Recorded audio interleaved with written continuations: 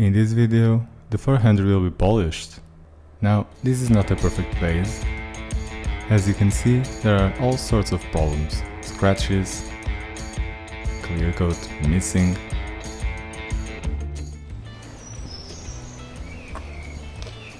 And to be honest, I'd have to paint the entire car. But since I wasn't sure when that was gonna happen, I figured I'd give it a good polish and see how it turned out. Maybe it will be good enough for another couple months, a year or two, I don't know. The roof is pretty flat. The clear coat on the top of the doors is flaking.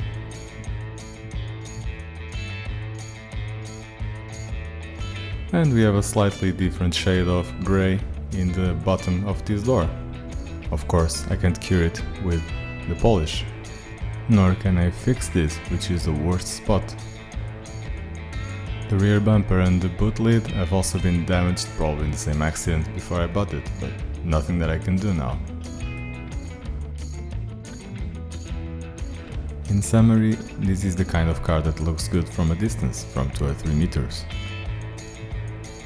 But we're still gonna make it slightly better. It's already washed, so let's start by decontaminating it in the garage. It's pretty sticky. Your finger should move freely across the paint. This means that there are a lot of contaminants like tree sap or pollutants that come in the air when you live in a big city, and this isn't the sort of thing that you can remove with a regular wash. For this you need a clay bar and you need some sort of lube so that you don't scratch the paint too much. Of course, there are different levels of abrasion for the clay bars, and if a car is heavily contaminated, you'll have to use one of the worst, and you risk scratching a little bit of the paint, but you should be able to remove those scratches in the next stage. The lower body is usually the worst bit. It's a lot easier for tar and all that sort of thing to accumulate there, as you can clearly see. Anyway, once this is done, it will be a lot easier to see what's in front of you. And what can you do about all the scratches that you have on the doors, as in this case. Silver is a very forgiving color in terms of swirls, but if you look closely, you can see them. Time is limited and my goal is not to make it perfect, so I'll use an orange pad, which is an intermediate pad, and an intermediate compound too, so there won't be a proper cutting stage. There will be some swirls in the end. I just want to make it look better and make it shinier.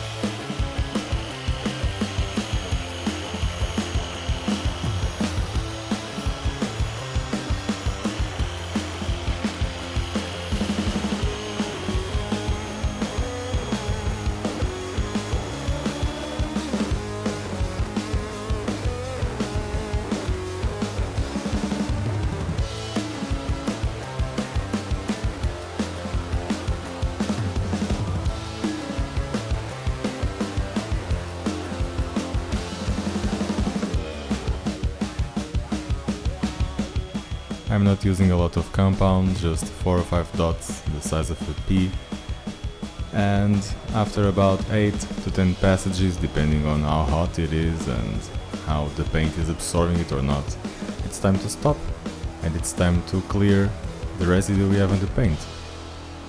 We do this with a nice soft towel. And in this case, I thought that I could polish the same panel again, so here we go.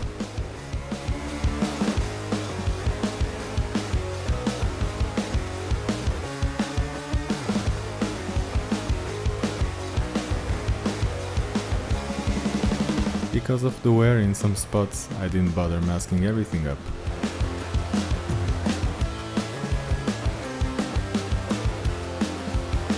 But I'm still trying to remove some of these scratches.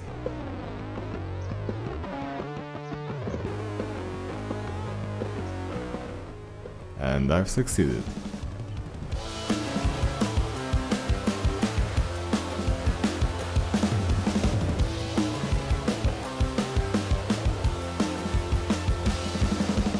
The top of this rear door also turned out very well.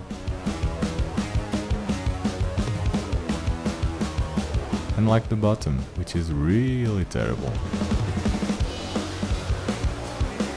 The wing is fading on the top, but we can still do something about the rest. I think you'll agree. Can we remove this? You bet. Let's take a break from all the polishing and remove this badge.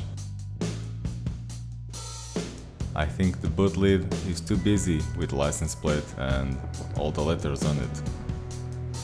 Obviously, this is a matter of taste, and if the license plate was on the bumper, I wouldn't do the same.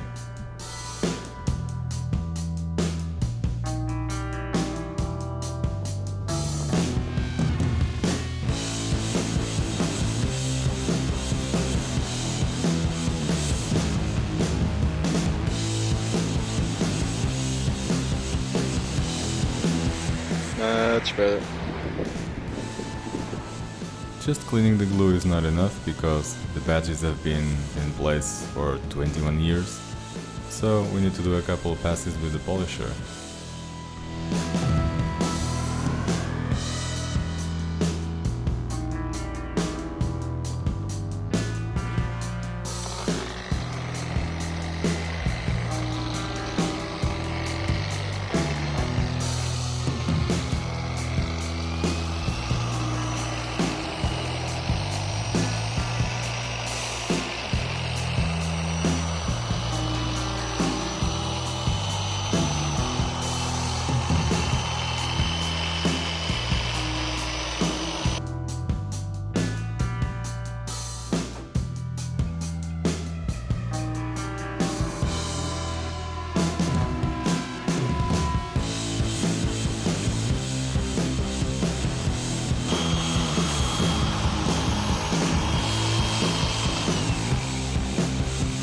It was getting better here, and it only took 2 more passes for it to be okay.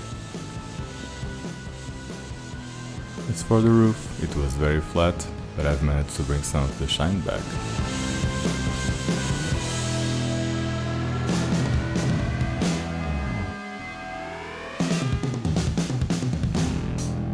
And the same thing goes for the bonnet. It still has a lot of swirls, but at least it's shinier, and we've been able to remove some of these scratches.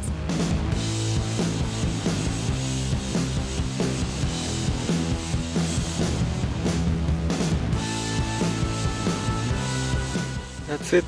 It's all polished. Now I have to wax it.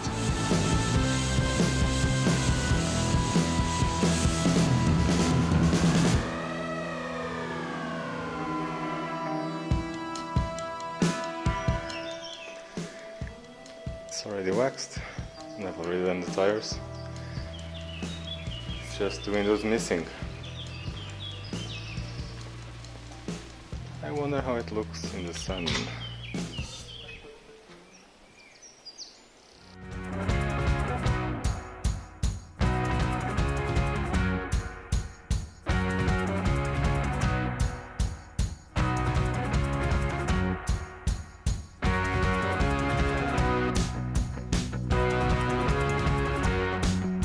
Thank you for watching, and see you in the next video.